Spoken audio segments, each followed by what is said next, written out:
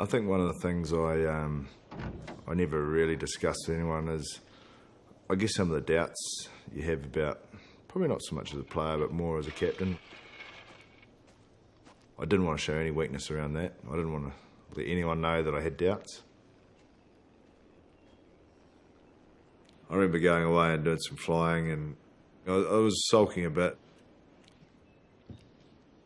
It comes out more in silence than words. I just close off and just don't engage with people when I get really wound up.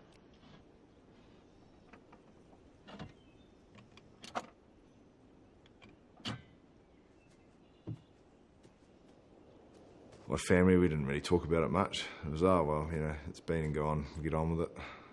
And it's easy to say that, but underneath, you know, it's still, you know, I don't think we're very good at discussing those sort of things.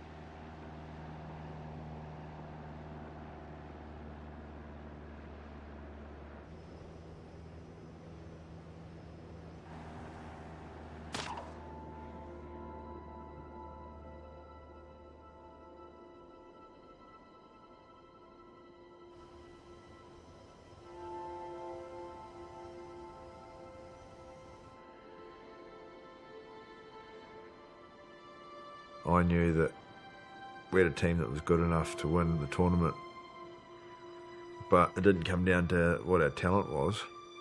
It came down to when the heat came on, we weren't able to find a way to win.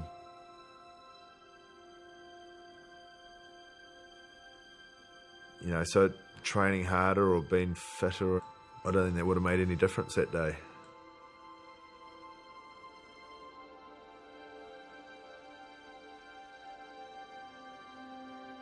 I probably was naive in thinking, you know, I can play well whenever it counts, and perhaps over my first few years I'd been able to do that to some degree.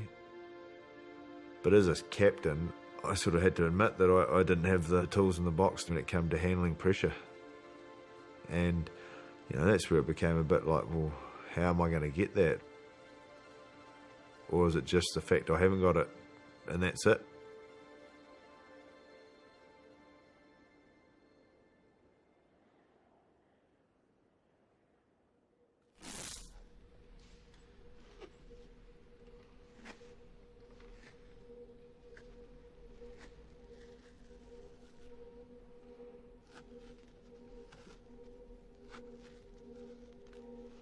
We need to not just pay lip service to the mental side or just say because we're going to train harder we're going to be better. We need to actually do some work on addressing the elephant in the room. The All Blacks in 3 in a row now not been able to handle it. We are no good when it really all comes down to that one moment or that one day. Okay, now we've got to find some people or put some time into not so much sweating, but actually sitting in and doing some work on the mental stuff. I felt like I almost had to start again in terms of the captaincy and go, well, there's so much to learn, you know, let's go and do that.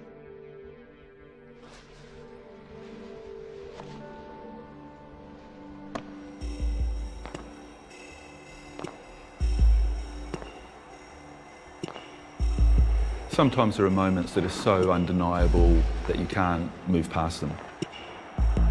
Often that's adversity. And sometimes in sport, it hits you in the face. I first started working with Richie in around 2010, particularly redemption. He didn't want to give up.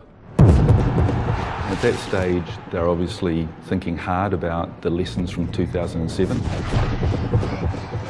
The basic explanation is that processes, catching a ball, kicking a ball, running, passing, things that are pretty much automatic, People try and over-control because their mind goes to the outcome. Scoreboards, clocks, time running down, things not going our way, and so there's a sense of loss of control. He actually explained to me, and this is where I really enjoyed, what pressure is and how it affects your body from a biology point of view, what your brain does. And I just remember thinking, wow, this is makes it real, you know. It's not as though we're trying to say that pressure's not there, I'm not going to feel it. Everyone feels it, but how do you deal with it? What you've got to focus on is your capacity to control your mind in any given situation. If you're not in control of your mind, you're no good to us. We place great emphasis on clear thinking under pressure rather than just thinking positively. Think about pilots. They don't prepare just for good flights. They prepare for the bad weather, the difficulties, mechanical and all those sort of situations. That's what we'd expect them to do. For sports teams, if you deal with those moments better than other people, then that's a huge advantage. Richie's at the upper end of the scale in terms of his inquisitiveness, his curiosity. I think these are some of his most important features. So he could see pretty quickly that there was huge benefit in exploring this space, the dark side, what can go wrong. And in those circumstances, how do you operate? Either you see them as a threat, or you see them as a great challenge. And people like Richie thrive on that. They get that straight away.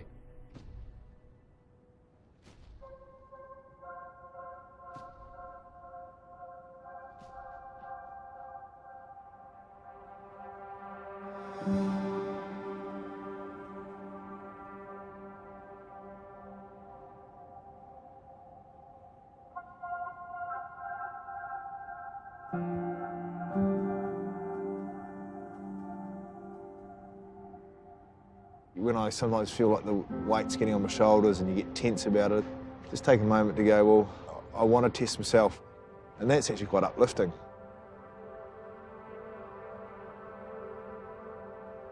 The guys we're playing against will feel pressure too. If we come and bring it, then they're going to go, well, how do we deal with the pressure? So you put the pressure on them. That's the exciting part of sport, you know.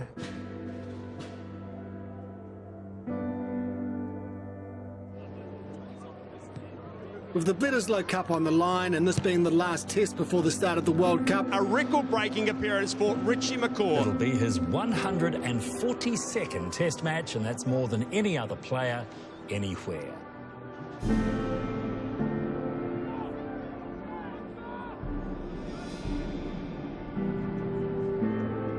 I want it really badly this week. Give me my last game in New Zealand. Playing at Eden Park, which, to be honest, is probably the favourite place to play as an All Black. Some pretty special memories there.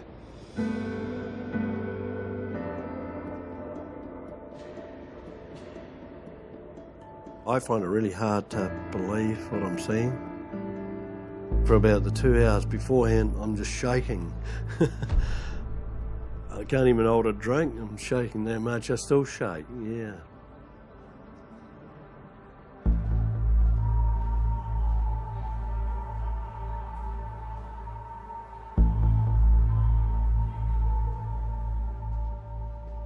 I'd love to finish off as an All Black with the Bledisloe in the cupboard. And, you know, in October it'd be nice to have that cup too. You know, I'd be lying if I said it doesn't mean a hell of a lot.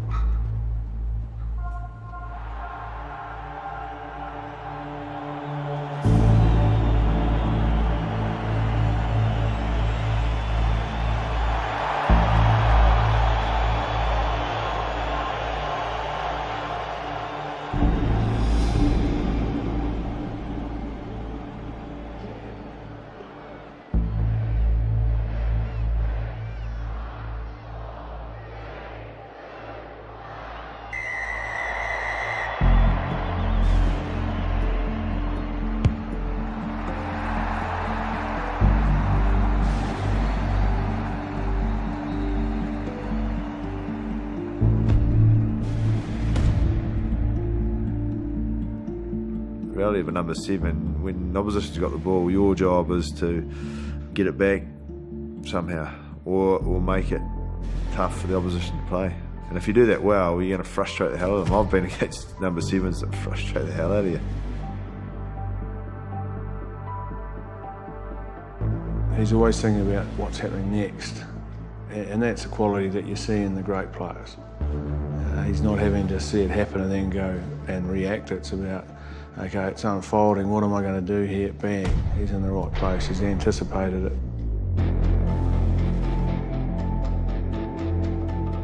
Good players and the good players that have instinct will straight away see the picture of that's probably where the collision's going to happen, so I'm going to go straight there. And so you're arriving as the tackle's happening. That's how you beat opposition. Rather than being the fastest, you actually run the shortest distance.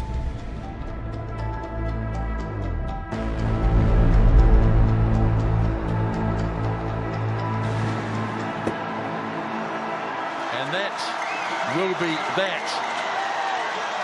That is all she wrote as the All Blacks retain the Bledisloe Cup.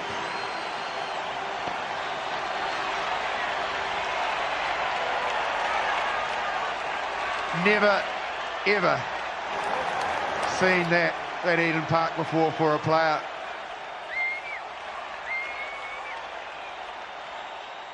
It's pretty cool that 40-odd thousand people hung around and gave you a clap for the last game in New Zealand. Yeah, it was, even when I talk about it now, a bit of a lump in the throat.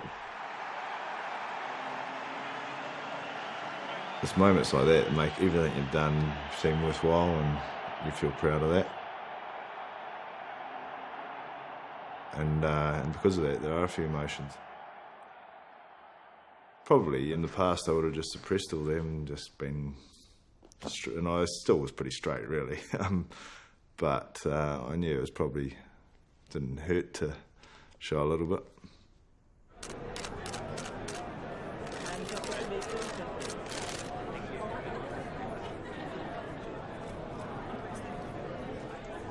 Gemma, you look beautiful. Can I ask, what's the plans with hockey? Hoping to qualify then for Rio, and that's the plan. Hey, you guys have a good night. Thank you. Cheers, good on you.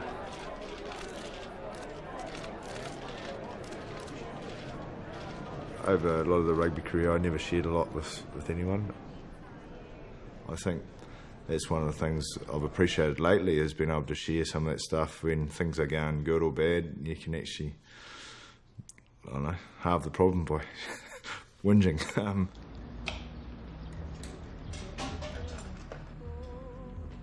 You gonna eat a whole rack? No, but you might as well cook both of them. The pretty cool thing about Gemma is she understands what it takes to be a top sports person. I've got a good pillar. Huh? I play hockey for the Black Sticks, have for the last 8 years. Before the last Olympics, I got a message on Facebook, of all places, and he just said good luck in London. I actually forgot to reply to him because we were so busy, and then we lost the semi-final, which was devastating, you know. And then he wrote a really nice message basically saying that they'd been in a similar position in 2007, being knocked out of the World Cup, and he knows that deep, you know, devastating feeling. No pudding away. Only for you, not for me. No, I won't have any. You know, we're quite old-fashioned. Just the way we approach life. Our friends and family are really important. But the most extraordinary thing about him is that he's quite ordinary. I actually mean that in the nicest way possible. These ones are hard today. Typical.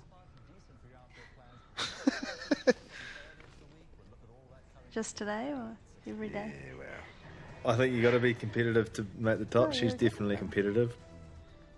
Here we go, they got one. We're very competitive, but it's not like first to get ready out the door, you know. I don't often win, if I'm totally honest, but you try beat him and let me know how you get on. I started to become a bit more aware that, you know, I'd had my blinkers on and not allowed anyone anywhere near me. I love what I do, but rugby's not everything. And, you know, it took me a while to understand that, I suppose.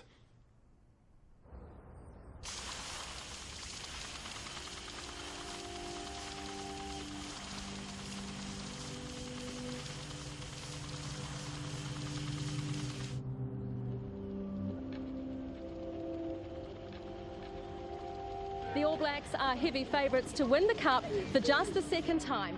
Failures to win the Webb Ellis Trophy have come to define the All Blacks. Destiny beckons for Captain McCaw. As a mate and a player playing alongside him, I just thought that his focus was he's going to do anything he can to get this team to win the World Cup in 2011. He was just so intense and so focused on that. It was hard to have a normal conversation with him unless it wasn't about the team succeeding or rugby. It's like I felt like I'd almost lost my mate. You know, I was questioning myself. I know the coaches are probably doing the same, and the performances started to be better and better, and I felt we made progress, but I really didn't know if any lessons had been learnt because we still hadn't really been tested when it really all came down to it. Not just strong favourites. They're the men on whose shoulders rest the hopes of an entire nation, but the pressure is intense. For almost a quarter of a century, their illustrious predecessors have tried and failed to win rugby's greatest prize.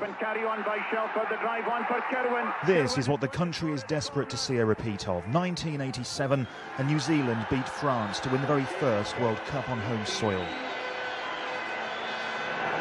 Cup winners. Son pays voudrait que ce soit lui.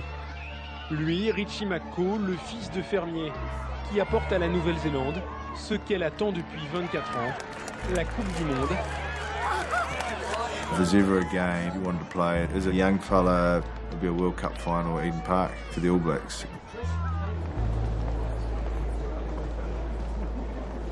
Well, it's the last thing the All Blacks need. Key players struck down by injury. The injury gods have been far from charitable to the All Blacks captain. I don't think I understood the extent of the problem I had in my foot, so I just sort of chose to kind of ignore it. Very early on we made the diagnosis that he had a stress fracture on the outside of the foot. It would have been very painful. And some extra little fractures were actually happening in game. We all knew it was broken, but no one was prepared to ask that question because then we would have had to morally have done something about it, so we all chose not to. Moaning about it amongst the team, all it would do was get them sidetracked. They knew there was something wrong because they couldn't train. But I just wanted to fill them with confidence so they didn't have that to worry about. Foot's good. Yep, no, really good. And it's just one of those things, you know.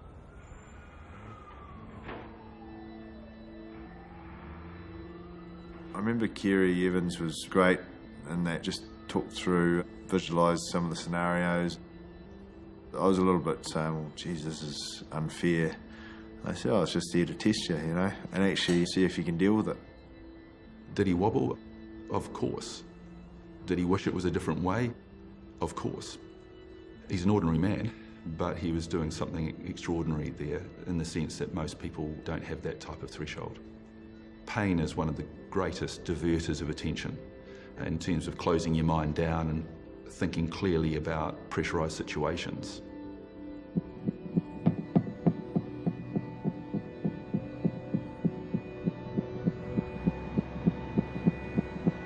Now heading for the biggest game of their life.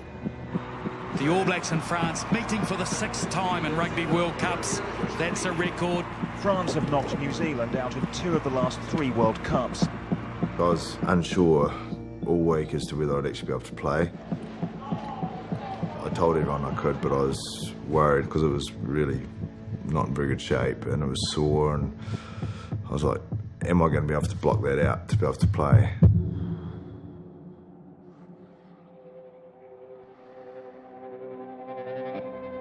If I could get him to the start of the game and get him out there, then we'd just get into the rhythm of the game, and then we would deal with what we had to do afterwards.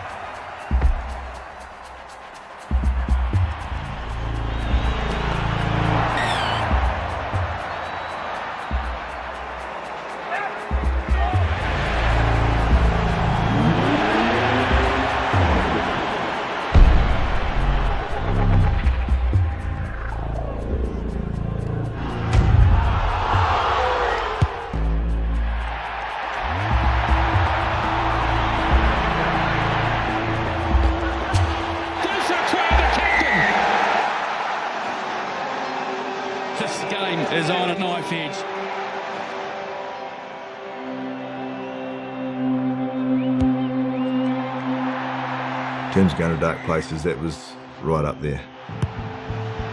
As Whipple kicks off, and he's overdone it.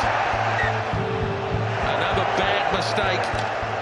France have got their backs up. I was like, wow, this is what I've prepared for. Last 4 years, I've prepared myself for this next 20 minutes. It's called pressure. Just a battle of attrition. 1 point. That's the type of mindset of going to dark places. I mean, it really, really hurts, but you know deep down you could get there. Ball being turned over by the looks of things. Oh, McCaw forced the turnover there.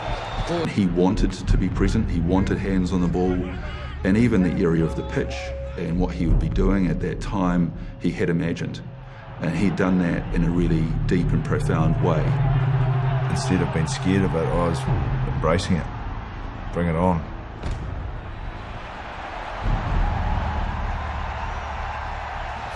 To try and get the ball, they had to offend. And they're offside.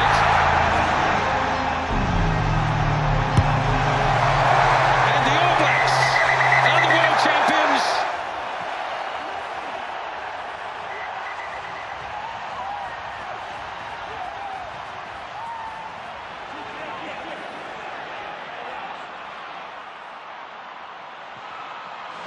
Well, some are too exhausted to really celebrate as yet. That'll come later.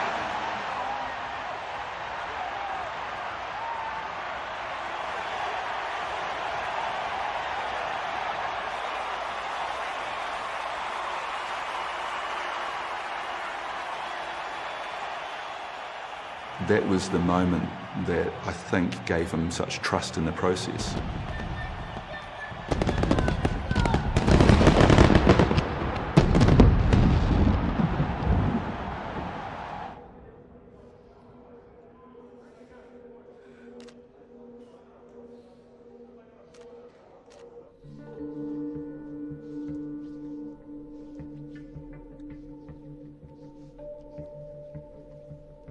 Jeez, how am I going to do that again? I was really concerned about having that same draining feeling that I got from 2011. It was actually a discussion I had with Kerry, and I said, have you got any ideas about how you look at that? And he thought about it, and he said, actually, if you try and repeat it and do it the same, that's recipe for disaster. You actually have to do it different. I remember going away from that conversation actually feeling really good about it. Like, it has to be different, it's got to be different, I want it to be different. And that made it quite exciting about, well, how are we going to do this? Now what's the scenario for going through the whole process again? It's one thing winning at home, but we know that the All Blacks haven't been successful in Northern Hemisphere tournaments, and no other team has repeated back to back. So how you frame that up becomes a very interesting thing. There's no doubt that as time goes on, you keep looking for that bigger challenge. So winning a World Cup after winning one 4 years earlier, that's a bigger challenge than what it was. That's what excites you. He's almost like an explorer in a way. He likes the uncharted territory. He wants to go to places and take the team to places that no one else has been before. And in many ways, that idea of being first is a different one to just winning. Like, I think the key to whatever you do in life is being able to have a challenge in front of you and then be learning. Like, if you stop learning, or you get sick of what you're doing, whereas you can be better at it, that's what keeps you turning up.